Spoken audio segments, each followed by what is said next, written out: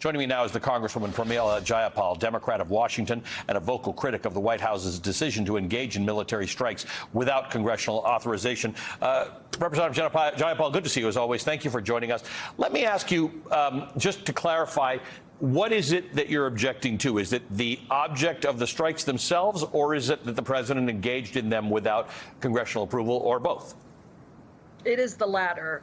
It is that the president engaged in these strikes without seeking congressional approval. And this is a long debated issue, of course, because Article 1 of the Constitution gives the power to declare war to Congress. Article 2 gives the power to the president to direct military forces as commander in chief. And so just backing up, in 1973, amidst the disastrous war in Vietnam, and the ways in which the United States was pulled into that conflict little by little, Congress decided to reassert our congressional authority by passing the War Powers Resolution of 1973.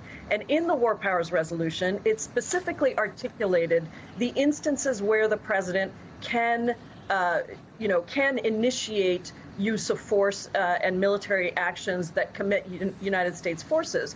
And there were three instances. One was a declaration of war. Two is statutory authority is given.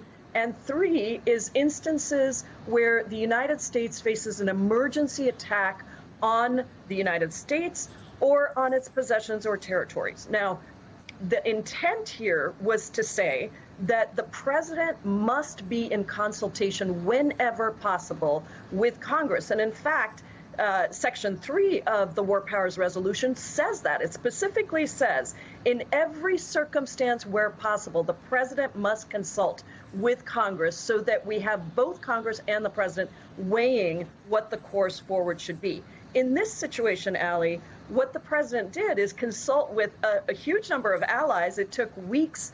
And in fact, the White House was telegraphing that there was going to be some retaliation. So there was certainly time and space to come to Congress and consult with Congress and ask for our authority, particularly given that the reason that the Houthis, and this is a violent extremist group, we obviously have to deal with the Houthis, but particularly because the Houthis were saying that the reason that they're doing this is because of the war in Gaza. And so I think that the implications of all of this are that the United States could be pushed into a significant set of hostilities and a committing of our resources, and that is something that Congress should consider. I don't think we can anymore say that we are in danger of the Gaza war spreading. It is already happening, and it is happening right here before our eyes. So I spoke to your colleague, Gregory Meeks, yesterday, and he was saying that the president did inform Congress. There's a distinction here in what you're talking about informing Congress versus consulting with Congress.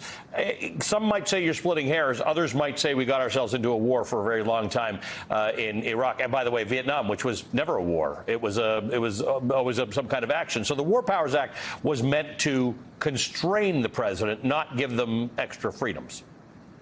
That's right. And there is a big distinction. It isn't splitting hairs. It is a big distinction between informing and consulting with and seeking authority from Congress. And so in this case, that third instance that I mentioned of when there's an emergency attack, in that situation, the president must inform within 48 hours, must inform Congress.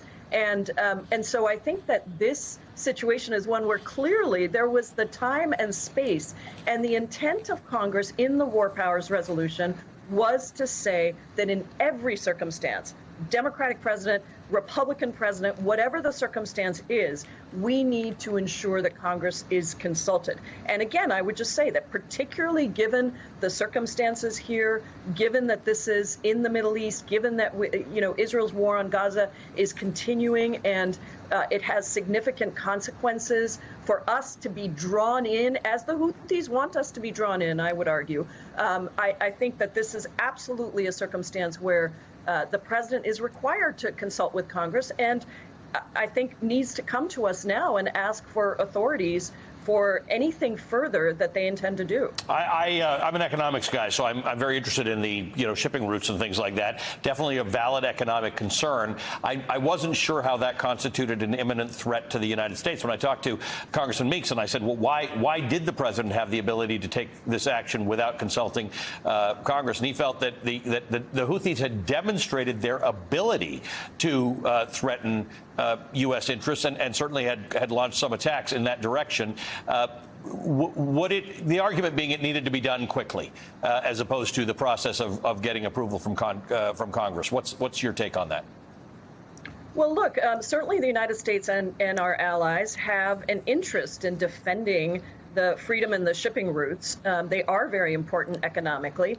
But again, I would just say, what is the problem with coming to Congress and asking for our authority? Again, given the context of this particular situation, it's even more enhanced, I think. But, that is not a reason. That is not what the War Powers Resolution says is, any threat that's out there is a threat and therefore the president has the right. No. It says that and it specifically says this within the War Powers Resolution, that in any situation where the president can consult with Congress and ask authority of Congress, he or she should do that. And so that is the situation here. We've had weeks where the president could come to Congress and say, this is the plan. And in fact, I had a conversation yesterday with a top State Department official where they explained all of their rationale. Well, great, come explain it to Congress. Let us have that conversation, because in my mind, this is both about how we protect our shipping routes, but it is also about the war in Gaza and how do we make sure that that does not expand. There are serious consequences here. And that is why I've been, as you know, calling for a ceasefire, because violence does beget violence. And we have to stop ourselves from getting pulled in to these conflicts with more violence, because it will have long-term ramifications. That is what happened exactly as we've talked about in the Vietnam War, in other conflicts. And that is why in 1973, Congress said, we are going to reassert our constitutional authority. Congresswoman, always good to talk to you. Thank you for taking the time to join with us this morning. The Democratic representative of Washington, Pramila Jayapal.